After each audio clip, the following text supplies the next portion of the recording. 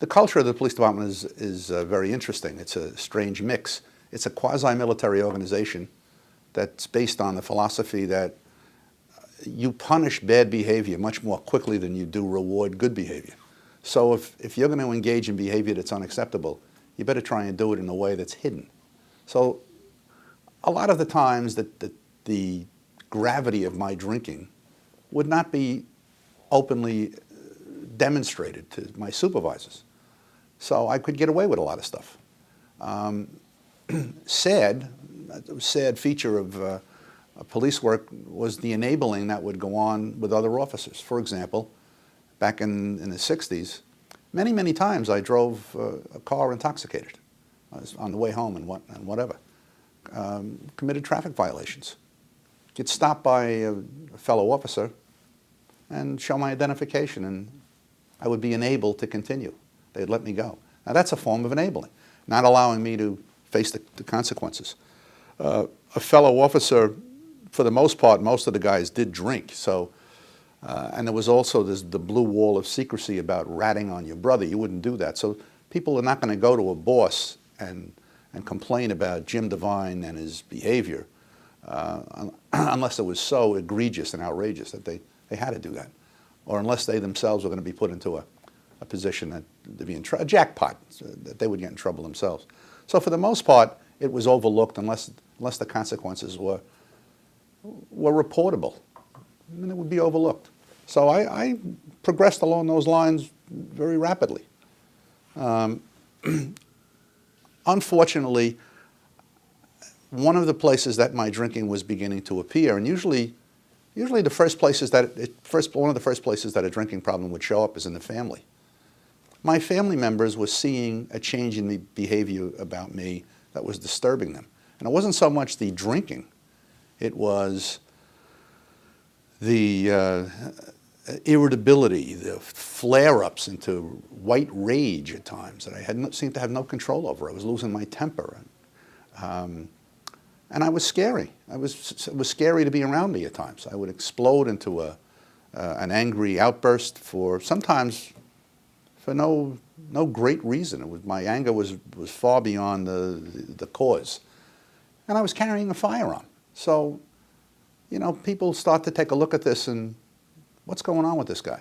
I think my father was very concerned. My father and wife were speaking to each other behind my back.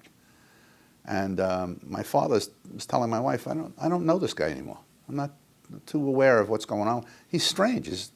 I don't understand him. I'm concerned about him. And then she would tell him the same thing and tell him some of my behavior with my anger and not being home. And so, again, without my knowledge, they developed a plan. My father and my brother, who was a police captain, very responsible guy, the oldest guy in the family, who eventually became the police commissioner, by the way. But my father and brother got together, and they decided to do an intervention on me. And that was in July of 1969. My wife did not attend this process. They didn't call it an intervention then, but it was. And my father and brother met with me after a day tour one day over at my father's house. And I sat down. I could tell there was something wrong with this. When the interview was going to be set up, I could tell this wasn't just a family gathering. It was just my father and brother speaking to me, which was very rare in my family to communicate on anything of value. So I was nervous right away that something's going down here. But I had been drinking, not intoxicated, but the chill was off. And my brother opened up the conversation by wanting to know why I was late. You're late. Why were you late? And that triggered an explosion. And I went into an explosive rage, all kinds of emotional trading stamps stored up in hatred against my brother for many years, because he was the perfect one, the superhero, and I exploded at him.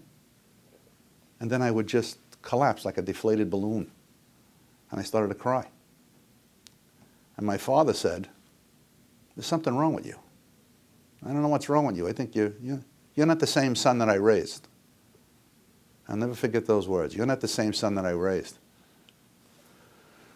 Next thing I know, my brother picks up the telephone and he's making arrangements for me to go see a police surgeon the next day. with my wife. That was July the 30th, 1969. July 31st, 69. So my wife and I go over to see a police surgeon. The funny thing about police surgeons is they have an assimilated rank. They're like majors, and I was a private. He's a doctor, but nevertheless. So he calls me in for an interview alone, just he and I. My wife's outside. And he asks me, so what's your problem? You never ask an addict or an alcoholic, what's your problem? Because we're going to tell you what our problem is. And it has nothing to do with reality, because we're living in a delusion. So I tell him I'm under great stress, a partial truth. We had lost a child, our first child, we had lost a baby 2 years earlier. An additional stressor. I'm studying very hard for the sergeant's exam. I passed the sergeant's exam, I'm on the list. So all of this stuff was adding up to my stress. And I have a drink once in a while. It's, you know. No, I didn't even mention that, because this guy never even asked me if I drank.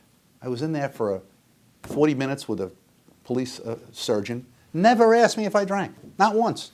But it was obvious to him that I was very tense, very nervous, very jittery, very jumpy. I used the term before, Jello with nitroglycerin in it. That's what it was like for me. And, and so he asked me to wait outside, and he called my wife in, and he asked her what she thought the problem was. And she said, I don't know. I don't even know him anymore. I'm married 3 years to him. I don't know him. He's a different man. So there was a total transformation of my personality. There was a spiritual change too, which was like the sense of just being a fine human being. It was not that. So he told her what his diagnosis was. He said, your husband seems like he's on the verge of a nervous breakdown. I'm going to refer him to the psychiatric services unit in the police department, and they'll send him out for an evaluation and probably put him on tranquilizers. That's what he told her. She then said to him, well, you'll have to tell him. She doesn't know, to this day, doesn't know why she said this. You'll have to tell him, doctor, that well, he doesn't listen to me. He thinks he's a genius. And our relationship is like Don Rickles to the audience, and I'm the audience. You'll have to tell him that if he takes these pills, he can't drink. So now the doctor looked at her, and he said, he drinks? She said, oh yeah, he drinks. He drinks a lot. Now he calls me back in again, without my wife. And now he's in his major role, and he looks over at me very sternly, seems to be even higher than me, and he said, let me ask you something. You drink? And now, filled with this grandiosity, which is another characteristic trait of this illness, I stick my chest out. I said, I drink every day. He said, how much do you drink? I said, now I'm going to even amplify this because I'm going to impress this man that I can drink tremendous amounts of alcohol, and I exercised all the time. I was an obsessive exercise lunatic. I was always working out because my body was important to me, because I want to look good. So I said, I drink a quart and a half a day. And he squinted, and he looked at me sort of like, as you did, and he said, you drink a quart and a half of what a day? I said, I don't know, VO, Shenley, Seagram's, I like rye, but take a scotch now and again. I don't remember anything else. I don't remember whatever I said, whatever those words meant to him. All of a sudden, it seemed like a miraculous experience took place. The telephone leaped out of its carriage by itself almost. And he had the telephone in his hand. And I heard him say in the phone, AA. And I'm looking at this guy, and I said, AA? AA is for people with long coats and tambourines and black hats. I'm 26 years old. I'm a plainclothes policeman. I mean it. What he was talking to was the AA unit. They used to call the counseling unit in the police department, set up at Monsignor Dunn, the AA unit. And I get interviewed by them. They send me downstairs, immediate, forthwith, quasi-military, now the cover's blown, the enabling is all over, forthwith downstairs for an interview. And I'm interviewed by the counselors. They ask me the 20 questions. Are you an alcoholic? Do you drink alone? Do you have any aggressive behavior in relation to your drinking? All major hits for me to say yes, and I lie on every one of them. My wife is sitting next to me. And then I remember one question he said, have you experienced blackouts in relation to your drinking? And I didn't even know what that meant. I thought it was passing out. I said, no, absolutely not. 10 minutes later, he said to me, do you ever forget where you park your car? So Kathy says, every day. But on weekends, it's a big game we play. He can never remember where he parks his car. So now the fellow starts going back over the questions. At the end of this conversation with my wife, pumping in other answers other than I would answer, the truth comes out, and he said to me, we think you have a serious drinking problem, and you score positively on our alcoholism test. Right from there, diamond pinky ring, white double-breasted jacket, satin tie, patent leather shoes, the clothes of Miami Vice. I'm on my way to detox in Jersey. Right from there, intervention. What am I going to do about clothes? Don't worry about that. It's all taken care of.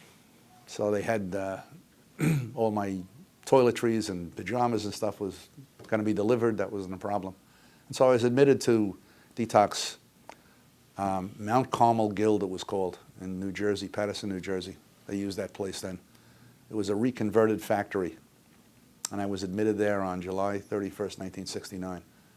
That was my last drink.